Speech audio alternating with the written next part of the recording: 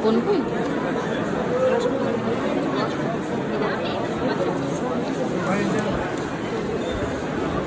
Sa dulo na tayo? Ano naman yan? Mga gold gold. Mga gold ba yan? Hindi.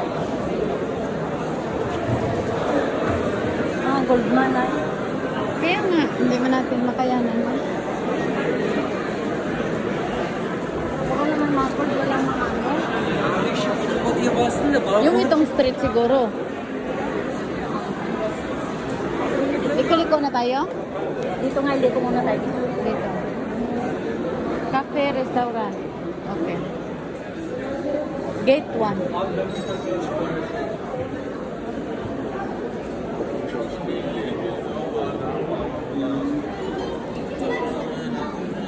Ganda